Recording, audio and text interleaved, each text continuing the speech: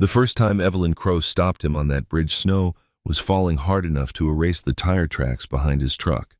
She stood in the middle of the only road leading to Frost Hollow Ranch, wearing a white wool coat and holding a violation notice like a judge delivering a sentence. Her breath came out in short white clouds, rhythmic and deliberate, as though she had rehearsed this exact moment in a mirror that morning. Behind her, two other figures stood at the railing board members Nathan Hale guessed, given the matching lanyards and the way they held their clipboards like weapons. The bridge itself was barely visible beneath the accumulated snow, its iron railing frosted over its wooden planks, groaning faintly under the weight of the cold. Blackwater Creek ran silently below, buried somewhere under 2 feet of ice. The whole scene looked like a still painting, except for Evelyn, who was very much in motion. "You are not authorized to use this road," she said. Her voice carried the particular sharpness of someone who had never once been told no. Nathan rolled down his window and said nothing. He let the cold rush in. She stepped closer, holding the violation notice at eye level, as though he might need reading glasses. "This is a Silver Creek Ridge Community Access Road. Unauthorized commercial and residential traffic is subject to immediate citation." She reached into the pocket of her coat and produced a bright orange sticker, which she pressed against his windshield with both palms, smoothing it flat the way someone might gift wrap a present. Nathan watched her do it. He did not flinch. He did not speak. He simply looked past her toward the far end of the bridge, where a small orange survey marker sat half buried under a drift of snow, its number barely readable in the fading afternoon light. Parcel 8821. He knew that number, the way a man knows his own name. The sticker read, "Unauthorized Vehicle Silver Creek Ridge, HOA fine pending." Evelyn stepped back and folded her hands in front of her. "We will be contacting the county sheriff's office if you attempt to cross this bridge again without the proper vehicle authorization pass. That pass requires proof of residency within Silver Creek Ridge, a processing fee of $250 and approval by the board." Nathan looked at her for a long moment. The snow fell between them, then he put the truck in park, stepped out into the cold, and crouched down beside the front wheel, well brushing snow away from the low concrete post at the foot of the bridge. The parcel marker was there, stamped into the stone, 8821. He stood back up, looked at Evelyn without expression, and said quietly, "Have a good evening." Then he got back in his truck, drove across the bridge, and did not look in the rearview mirror. The bridge beneath her boots belonged to him. She just didn't know it yet.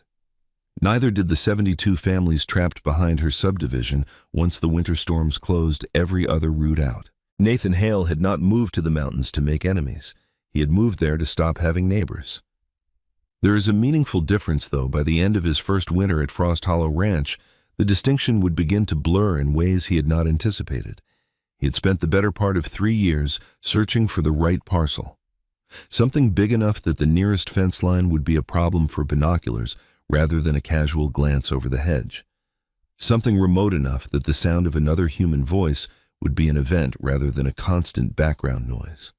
He had looked at land in Wyoming and northern Idaho and the high desert of New Mexico.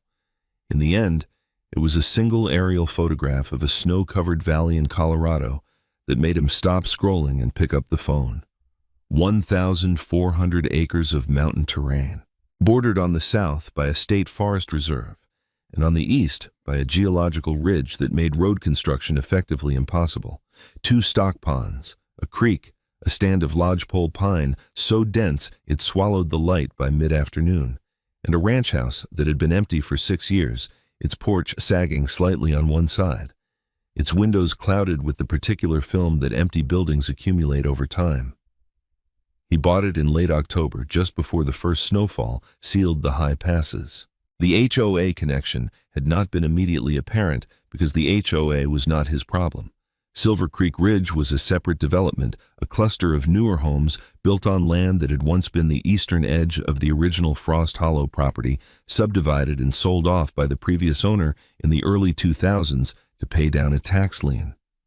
The subdivision had its own roads, its own entrance gate, its own carefully maintained aesthetic guidelines. What it did not have, what Nathan would not fully appreciate until Margaret Sloan laid the documents flat on her desk and walked him through them one by one, was a legal right to the bridge. The bridge over Blackwater Creek sat on parcel 8821, a narrow strip of land that had been carved out of the original deed as a separate parcel during a survey dispute in the 1980s and had never been formally transferred to anyone. When Nathan's title search came back, that parcel was listed as unencumbered, unattached, and available. His purchase offer covered it along with everything else. The county recorded the transfer on a Tuesday in November, and by the following Monday, Nathan was living at Frost Hollow Ranch, and parcel 8821 was legally, unambiguously, unremarkably his. He had not planned to do anything with it. He had not planned to do anything with any of it beyond running a small number of cattle in the spring, cutting timber selectively in the back 40, and spending the winters reading by the wood stove, in a silence so complete he could hear the creek freezing at night. He had earned that silence. He had worked for it the way a man works for something that other people cannot quite understand the value of, not because they are incapable of understanding it, but because they have never needed it the way he needed it.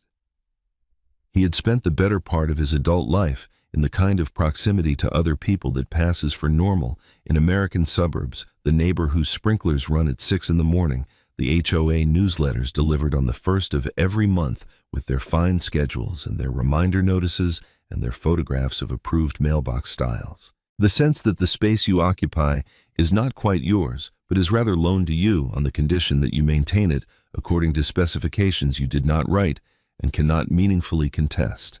The years before Frost Hollow had been loud in ways that still sat behind his sternum when he let himself think about them. The subdivision outside Denver, where he and his wife Claire had spent 12 years, had been governed by an HOA so aggressively petty that it had on one occasion left a violation notice on the windshield of the medical transport van that had arrived to take her to a chemotherapy appointment, citing it as an unauthorized commercial vehicle in a residential zone. The driver had been confused.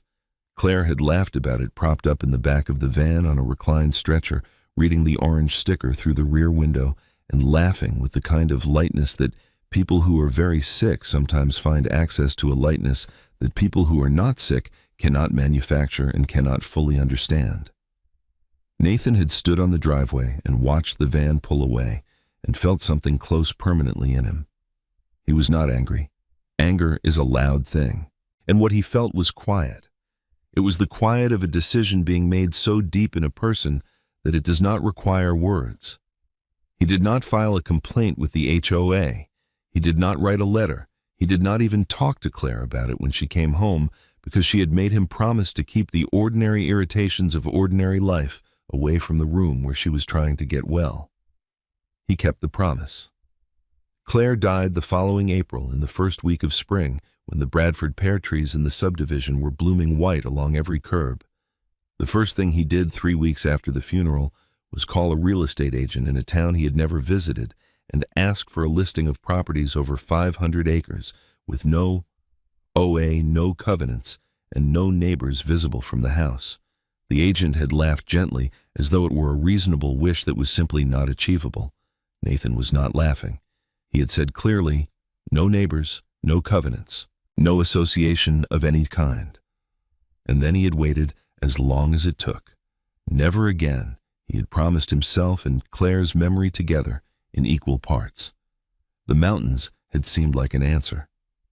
And they had been right up until the morning Evelyn Crow walked out onto that bridge in her white wool coat and handed him something that looked from a distance like a problem, but was in fact a document he already owned and had owned since November, and had simply not yet needed to use. The certified letter arrived on a Wednesday, 3 weeks after the bridge confrontation.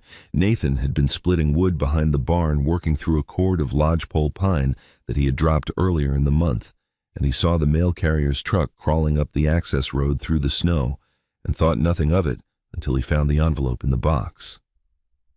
Silver Creek Ridge Homeowners Association Board of Directors, Office of Compliance.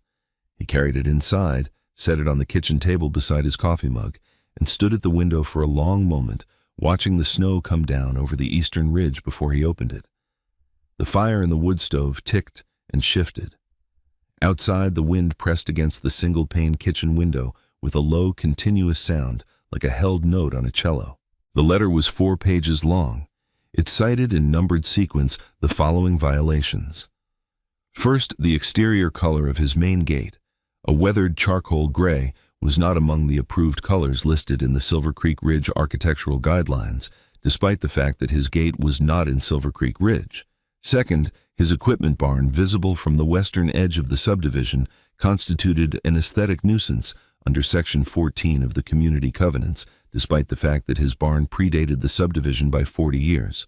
Third, his truck had been observed crossing the Blackwater Creek Bridge on 6 separate occasions without a valid vehicle authorization pass, constituting trespassing under community policy. And fourth, he was hereby assessed a winter road maintenance fee of $400 retroactive to October 1st for use of community-maintained roads, despite the fact that Nathan had not once driven on a community-maintained road, because every road he used was his own. At the bottom of the 4th page, in a postscript that was not quite bold, but had been typed with a firmness that suggested the author had pressed harder on the keys, it read, "Continued non-compliance may result in escalating fines and referral to legal counsel." Nathan read the letter twice. He did not raise his voice. He did not make a phone call.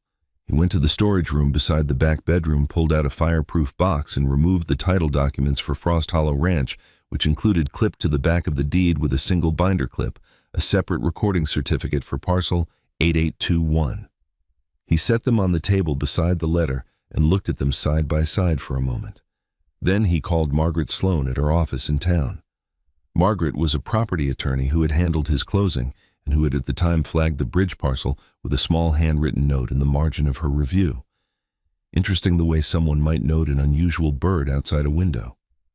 She answered on the second ring. He read her the letter. She was quiet for a moment. "Save everything," she said. "Every letter, every voicemail, every sticky note they put on your truck. Save it all." The next morning, Nathan drove out to the bridge before dawn and installed a trail camera in the fork of a pine tree 20 feet from the near railing, angled to cover the full span of the crossing. Then he photographed every HOA sign posted near the bridge approach, 3 of them all claiming Silver Creek Ridge jurisdiction, and logged the date and time of each photograph in a spiral notebook he kept in the truck's glove compartment.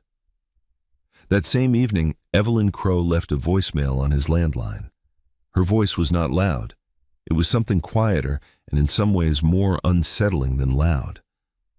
"Mr. Hale," she said, "I want you to understand that this association has the legal resources and the institutional patience to pursue compliance actions for as long as necessary.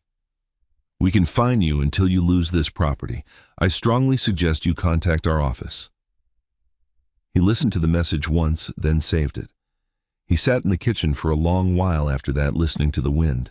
Then, for the first time since he had moved to Frost Hollow, he smiled. It was Walter Briggs who arranged the meeting, calling Nathan on a Sunday afternoon with the careful, slightly apologetic tone of a man who had learned to keep his voice low even in his own home. Walter lived on the north side of Silver Creek Ridge in a house with a wraparound porch and a workshop in the back where he built furniture by hand, and he had been watching the situation with Nathan and the bridge with the quiet attention of someone who had spent years waiting for something to change without believing it actually would. He had been fined himself twice for snow removal timing, once for a flag he had hung on a pole in his backyard, a small American flag that had apparently been deemed non-standard in dimension under the HOA's signage guidelines. He had paid the fines, as everyone did, because the alternative was a lien, and a lien meant complications with the mortgage, and complications with the mortgage meant losing the house. And the house was where his daughter had grown up and where his wife had died, and so he paid. He was not a man without opinions about this. He was simply a man who had not yet found a lever long enough to matter. Nathan drove to Walter's house on a Tuesday evening and sat in the kitchen with 4 other residents while snow fell steadily outside the sliding glass door. Martha Green was there, a retired schoolteacher in her early 60s who had lived in Silver Creek Ridge since the development opened, who had been fined earlier that winter for hanging a wreath of dried corn and winter berries on her front door, which Evelyn had determined did not meet the community's seasonal decoration standards. Luke Mercer was there too, a contractor in his late 30s who had built a cedar mailbox post with his teenage son the previous summer. A careful, handsome piece of work, mortised and pegged, with the house number routed into the front face, and who had received a letter 3 weeks later informing him that the post did not conform to the approved mailbox specifications and had to be removed within 30 days or face a fine of $50 per day. He had removed it. His son had not spoken to him about it, but the silence said enough. There was also a woman named Diane Chaffee, who had lived at the end of the cul-de-sac nearest the main entrance for 11 years, who was partially disabled and used a motorized scooter, and who had installed a small concrete ramp at the base of her driveway to make winter navigation easier. She had received a letter stating that the ramp altered the curb profile in violation of community standards and had to be removed before the first snow. She had removed it. She had fallen twice on ice since then, once badly enough to require a doctor visit. Nathan listened to each of them without interrupting. The kitchen was warm in the way only a kitchen with a gas stove and people who have known each other a long time can be a warmth that had nothing to do with the thermostat. Outside, the snow came down in long diagonal lines against the window. The stories were not dramatic exactly. They were small. That was, Nathan thought, the most accurate thing you could say about them. Each one was a small story, the kind that does not make the news and does not produce the kind of injustice that anyone would call major, and yet the accumulation of them in this warm kitchen, told one after another in the low voices of people who had been carrying them for a long time, had a weight that was not small at all. It had the weight of years. It had the weight of people who had learned to reduce their own lives to fit inside a set of rules that had been written not for their benefit, but for the benefit of someone who needed to feel that they controlled something and had been doing so long enough that the reduction had started to feel normal, and the feeling that something was wrong had started to feel like ingratitude. When they were done speaking, Nathan asked one question: "Has anyone ever challenged them legally?" The silence that followed answered the question more completely than words could have. Walter looked at his hands. Martha looked at the window. Luke Mercer looked at the floor with the expression of a man who had in fact considered it and had run the numbers and had concluded that the risk was larger than the outcome was worth, that conclusion being perhaps the HOA's greatest achievement, greater even than any fine ever collected. Before he left, Martha pressed a manila folder into his hands. Inside was a 14-page state audit report from 3 years prior, flagging Silver Creek Ridge HOA for, among other things, the assertion of easement rights over properties the association did not legally control. The report had been filed acknowledged by the county and apparently set aside without further action. The way inconvenient paperwork is set aside when nobody with standing is yet willing to push it forward. Nathan drove home in the dark through the snow across the bridge with the folder on the passenger seat beside him. The parcel marker at the foot of the bridge glowed briefly in his headlights as he crossed. 8821. He thought about Claire, about the medical van, about the violation notice left on its windshield, while she lay in the back laughing at the absurdity of a world that would do such a thing. He thought about Luke Mercer's son and the mailbox they had built together and then taken apart together, the second act of that Saturday being the one neither of them would mention again. He thought about Diane Chaffee falling on the ice in January alone at the end of her driveway because someone had decided a concrete ramp was an aesthetic nuisance. He drove the rest of the way to the ranch house in silence, parked in the barn, and sat in the truck for a long time before going inside. On a Thursday morning in December, Nathan drove out to the bridge at first light and set a 4x4 post in the frozen ground at the near approach, using a rented hydraulic driver to sink it deep enough to hold against the spring thaw. He attached a sign he had made himself, white aluminum black letters professionally cut, that read, "Private Property Parcel 8821, Blackwater Creek Crossing, no trespassing, without owner authorization." He photographed the sign from 4 angles, noted the date and time in his log, and drove back to the ranch. The trail camera was motion activated and wired to a wireless transmitter that pinged his phone. He checked it twice that evening, nothing, and went to bed at 9:30 with the wind rattling the north-facing windows and the wood stove burning low. At 3:12 in the morning, his phone buzzed, then again, then a third time. He lay in bed and watched the notification counter climb to 7 before he got up, made coffee, and opened the footage on his laptop. The camera had captured in night vision clarity 2 men approaching the sign from the Silver Creek Ridge side of the bridge. They were dressed in dark coats, moving quickly, their breath condensing in the cold air in bursts that the camera rendered in pale green. One of them carried what appeared to be a socket wrench. They removed the sign in under 4 minutes, working with the practiced efficiency of people who had agreed on a plan in advance. The second man carried the sign to a truck parked on the far side of the bridge and threw it in the back. Before they left, a third figure appeared at the edge of the frame, not crossing, not helping, just standing at the railing, with her arms crossed, watching. The white coat was unmistakable, even in the monochrome of the night vision feed. Evelyn Crow stood in the snow at 3 a.m, watching her board members remove a sign from a piece of private property and drove away in the second vehicle without saying a word. Nathan watched the footage 4 times. He noted that the 2 men were board members. He recognized them from the original bridge confrontation, and that the timestamp 3:12 a.m. was embedded in the footage header in a format the camera manufacturer had designed to be court admissible. He forwarded the full file to Margaret Sloan before 6 a.m. Margaret called him back within the hour. She had watched the footage on her phone in her car in the parking lot of the coffee shop where she bought her morning coffee, and when she spoke, her voice had the particular quality of a person choosing their words with great care. "Nathan," she said, "I need you to do something important." He waited. "Do nothing," she said. "Don't replace the sign, don't send a letter, don't call anyone, don't post anything anywhere. Do you understand?" He said he understood. "Good," she said. "Don't interrupt a confession." He drove home, made breakfast, split more wood, and waited. The camera stayed in the tree. The snow kept falling. 3 days later, a patrol truck from the county sheriff's office appeared on the access road, moving slowly toward the ranch house through the morning light.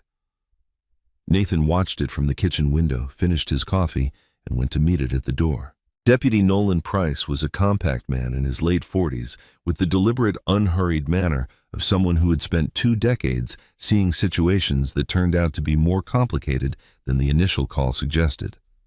He had been dispatched following a complaint filed with the county by the Silver Creek Ridge HOA board, citing Nathan Hale for harassment of community residents, obstruction of a shared access route, and threatening behavior toward association officers.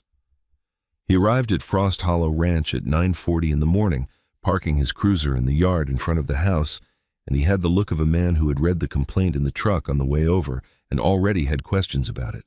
He knocked once and waited. Nathan opened the door and invited him in and poured him coffee without being asked, because that is what you do when someone drives out to your ranch in the winter. Deputy Price accepted the coffee and sat across from Nathan at the kitchen table with a small notebook open in front of him, and listened without interrupting, while Nathan explained from the beginning what parcel 8821 was and how it had come to be his. Then Nathan spread the documents on the table: the deed, the plat map, the county recording certificate, the title insurance policy, and Deputy Price studied each one in turn with the quiet focus of a man who was not going to rush this. He asked 3 questions. The first was about the date of the recording. The second was about whether any prior easement had ever been recorded against the parcel by any party. The third was whether Nathan had any reason to believe the association was aware of the ownership situation at the time they first cited him. Nathan answered each one. Then Nathan opened his laptop and played the trail camera footage. Deputy Price watched the footage once without speaking. Then he watched it again. He looked at the timestamp. He looked at the 3 figures on the bridge. He looked at the plat map, then back at the screen, confirming for himself the geography of what he was looking at. He closed his notebook, stood up, and asked Nathan if he was willing to drive to the bridge so they could look at the site together. They drove in separate vehicles and met at the near approach of the Blackwater Creek crossing, where the post Nathan had sunk still stood, its bolt holes empty, now the sign gone. Deputy Price crouched and examined the post holes, then stood and looked at the far approach where the Silver Creek Ridge HOA signs were still standing. He walked the full span of the bridge, pausing at the midpoint to look down at the ice-covered creek, then turned back and walked to where Nathan stood at the near railing. "You have ownership documentation for this specific parcel?" he asked. Nathan handed him a copy. The deputy read it carefully, folded it, and handed it back. He looked toward the Silver Creek Ridge side of the bridge for a long moment, with the expression of a man arriving at a conclusion he had already suspected, but needed the physical evidence to confirm. Then his radio crackled, and Evelyn Crow's voice came through. She had been monitoring, apparently, or had been called, and she was now pulling her white SUV to a stop on the far end of the bridge and getting out her boot heels sharp on the frozen planks.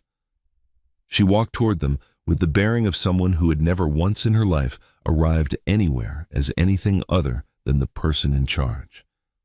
She began to speak while she was still 20 feet away, addressing Deputy Price directly, citing the harassment complaint, citing the obstruction of community access, citing Nathan's pattern of intimidation toward residents who were simply trying to protect their neighborhood. Deputy Price let her finish. Then he held up one hand, a small gesture, almost polite. He gestured to the ground beneath her feet. "Ma'am," he said, and his voice was entirely without drama, which somehow made it worse for her. "You are standing on his property." The silence that followed was absolute. The creek was frozen. The wind had stopped. The snow lay deep and still across the valley in every direction, and Evelyn Crow stood in the middle of Parcel 8, 8-2-1, with her mouth open slightly and nothing coming out. Deputy Price explained calmly and completely what the documents showed, and what the footage showed, and what the implications of those two things together were likely to be, and asked her if she would like a moment to contact her legal counsel. She did not answer. She turned, walked back across the bridge, got in her SUV, and drove away without looking at either of them. 3 days later, a letter arrived from the HOA's retained attorney asserting a claim of prescriptive easement over the Blackwater Creek Bridge based on continuous community use for more than 18 years. Nathan forwarded it to Margaret without comment. Margaret sent back 2 words. "Expected this." The emergency meeting of the Silver Creek Ridge Homeowners Association was called for a Thursday evening in January, announced by email and a notice posted at the entrance gate, titled in Evelyn's characteristic all-caps formatting, "Urgent Community Access Crisis." The clubhouse was a long single-story building at the center of the development, its parking lot freshly plowed, its interior lit with the warm fluorescent light of every institutional room Nathan had ever been reluctant to enter.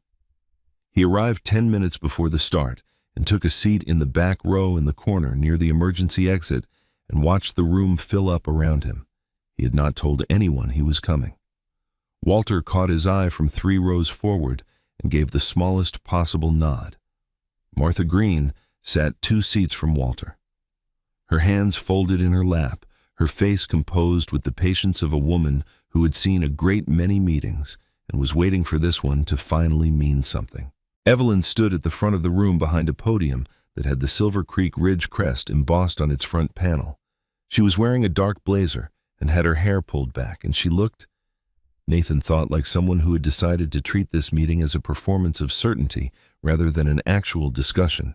She opened with a summary of the situation that bore only a passing resemblance to the facts describing Nathan as a hostile landowner who had purchased land adjacent to the community, specifically to disrupt it, who had erected threatening signage, who had refused all reasonable attempts at communication, and who was now, through the exploitation of a technical title discrepancy, attempting to hold the entire community hostage to his demands.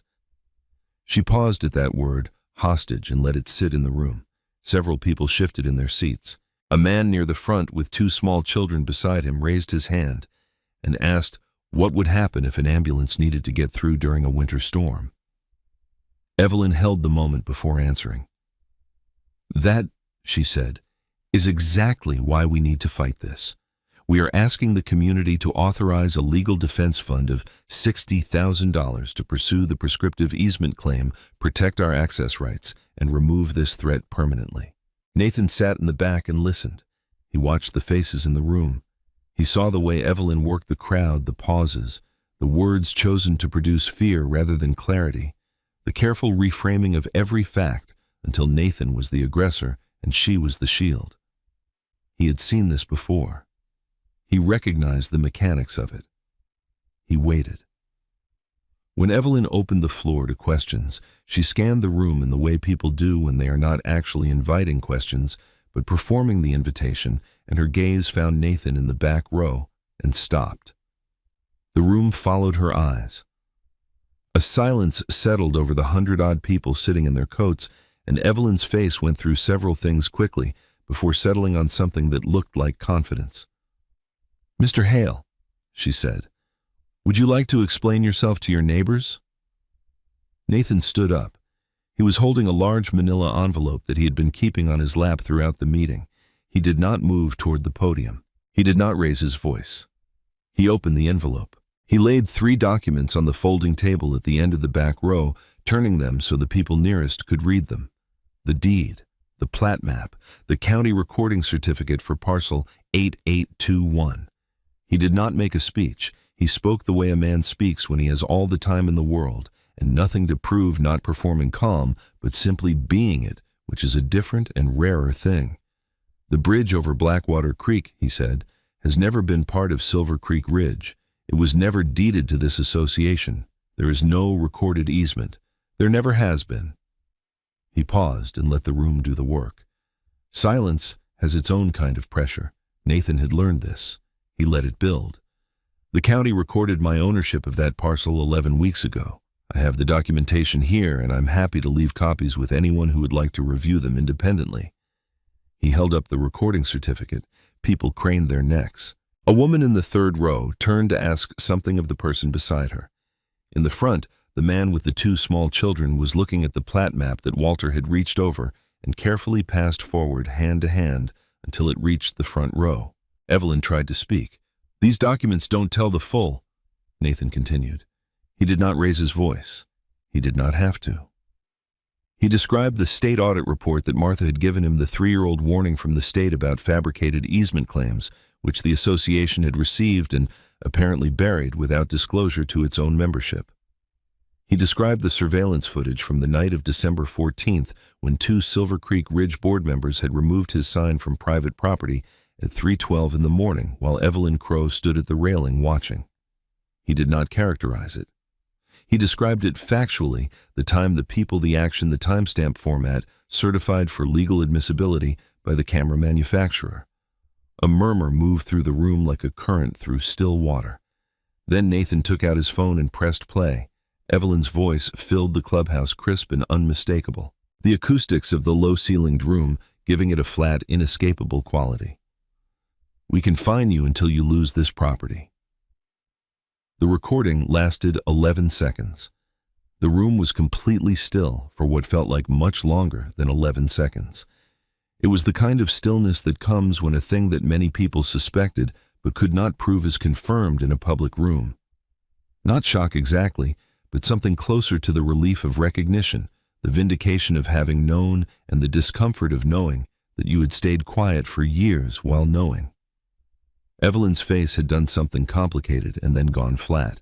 Her hands were on the podium, and she was gripping it in a way that had nothing to do with standing steadily. The room broke open slowly, the way ice breaks in spring, not all at once, but in pieces, each piece making the whole more inevitable. A man near the middle stood up without being called on and described a fine he had received for parking his boat trailer in his own garage because the garage door had been open on a Saturday and someone had seen it. A younger woman near the window said she had been sent a letter threatening a lien over a garden border that was 2 inches too close to the property line, a line she had surveyed herself at her own expense, and which the HOA's measurement had been wrong about, a fact she had documented and submitted in writing and never received a response to.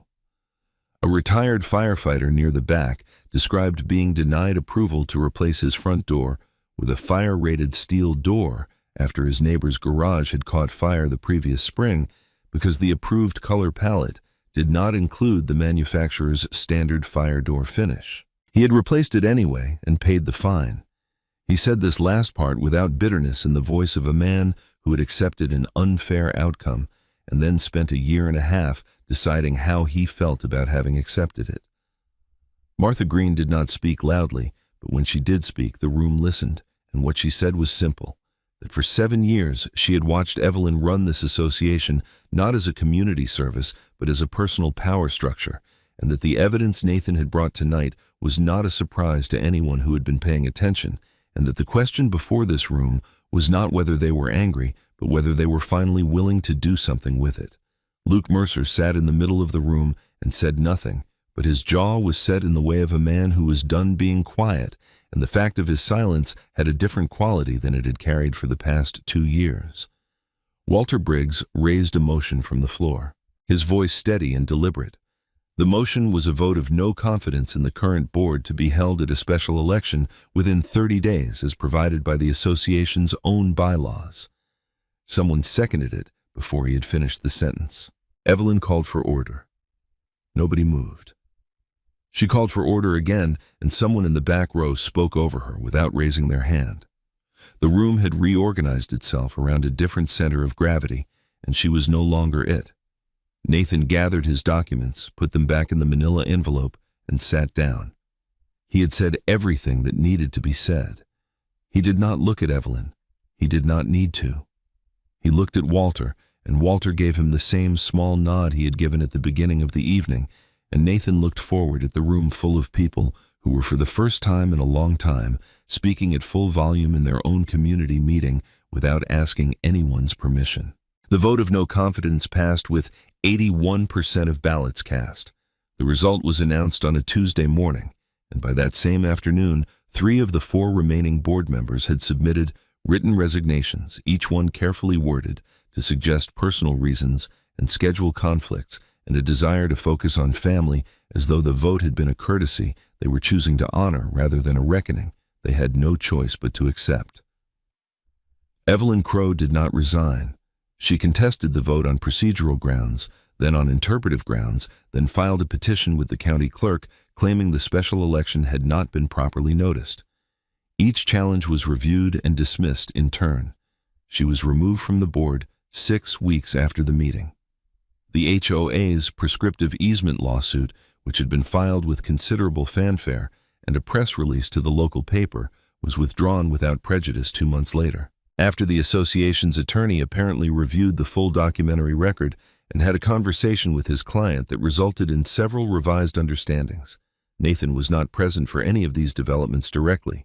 He knew about them because Walter Briggs sent him a brief text after each one, and because Margaret Sloan tracked the case filings with the quiet satisfaction of someone watching a very long equation resolve correctly. The new HOA board, elected from among the residents who had attended the January meeting and several who had not but had heard about it, reached out to Nathan through Margaret within 3 weeks of taking office. They had reviewed the title records. They understood the situation. They were not interested in litigation. They wanted to discuss a formal easement agreement that would give the community permanent recorded access to the Blackwater Creek crossing for all residential purposes, including emergency vehicle access, which Nathan had never had any intention of preventing. They met in Margaret's office on a Wednesday morning, the new board president and 2 members across from Nathan and Margaret, the documents spread between them on the conference table. Nathan had already decided what he was going to say. He had decided it sometime in late November, when he was still just a man on a ranch watching the snow fall, before any of this had become what it became. The easement would be perpetual. It would cover all residential and emergency uses. It would be recorded with the county in standard form. The fee would be $1 per year payable in January for as long as the association existed. The new board president, a soft-spoken civil engineer named Robert Callahan, looked at Nathan across the table for a moment. "Why?" he asked, not challenging, genuinely wanting to understand. Nathan thought about it. "Because the road needs to be there," he said. "It was always going to be there. I just needed everyone to know who it belonged to." The sticker. The bright orange unauthorized vehicle notice that Evelyn had pressed flat against his windshield on that first November afternoon. Nathan found it in his glove compartment sometime in March, curled at the corners, its adhesive long dried. He brought it inside and tacked it to the corner of the corkboard in his office between a photograph of Frost Hollow Ranch taken the morning after the first big snowfall and a hand-drawn survey map Margaret had made for him during the title review with the bridge parcel outlined in red pencil. He did not put it there as a trophy. He put it there the way a person keeps a note that a doctor once left on an ambulance, not to feel the anger again, but to remember that the anger had been earned and had been used well and could now be set down. Spring came to the valley the way it always does in the high country. not with a single warm day, but with a slow negotiation between the cold and the light, each side making concessions, until one morning you step outside and the air smells different, and you know, without knowing exactly when it happened, that something has changed for good. The snow retreated up the slopes in stages, leaving behind the particular mud of mountain thaw, deep and dark and rich, with the smell of pine duff and cold water, and the valley floor, which had been monochrome since November, began to show color in small increments, the way someone turns up a dial by degrees rather than all at once. Pale rust in the willows along the creek margins, the brown-green of last year's grass emerging at the edges of the snowpack. The first gray-blue light of an early morning that was for the first time in months not quite cold enough to see your breath. Blackwater Creek came back to life from beneath its ice cover, running fast and opaque with snowmelt, the sound of it audible from the porch of the ranch house on still mornings, a sound Nathan had not heard since October, and which he found he had missed without knowing he was missing it. Nathan stood on that porch a great many mornings that March and April, holding his coffee and listening to the creek and the wind in the lodgepole pines and the occasional call of a hawk crossing the valley from the eastern ridge, and felt for the first time in a long time that the silence around him was not emptiness but something more like peace, a silence made of things that were actually quiet rather than things that had simply stopped speaking. There is a difference between a silence born of absence and a silence born of resolution. Nathan had spent 2 years inside the first kind and had only recently arrived at the second. He was in no hurry to leave it. The Silver Creek Ridge. HOA signs that had stood at the bridge approach for years were taken down by the new board in early April, replaced with a simple Greene County marker showing the road designation, and below it a small white placard that read, "Right of way, granted by recorded easement parcel 8821 Blackwater Creek Crossing." Margaret had arranged for the county to install it as part of the easement recording process. Nathan drove past it every morning on his way to check the south pasture fence, and every morning he read it without stopping, the way you read a sign that has always been there and is simply correct. Luke Mercer rebuilt the mailbox post on a Saturday in late April with his son a new one, different from the first, taller and painted black with the house number in white numbers on both sides. Nathan heard about it from Walter. Luke's son had picked the paint color. They had taken the whole afternoon. A woman who lived 2 doors down had come out and watched and eventually gone back inside and come back with lemonade and 3 folding chairs, and they had all sat on the lawn when the work was done and watched the light change on the mountains until it got too cold. Martha Green received a check in the mail from the new board, a refund of every fine she had paid in the last 4 years, totaling $840. She called Walter when it arrived, and he said she deserved it, and she agreed, and then she said she was going to spend it on a new rose bush for the front yard in whatever color she chose without asking anyone's permission. Diane Chaffee's new concrete ramp was poured by a volunteer work crew organized by Robert Callahan on a warm Saturday in May, and it was wider and better graded than the previous one, and she drove her scooter down it 3 times in a row just to feel the difference. Nathan did not attend any of these events. He knew about them the way people who live alone in the mountains know about the lives of others in pieces through intermediaries weeks after the fact, and with a warmth that has nothing to do with proximity.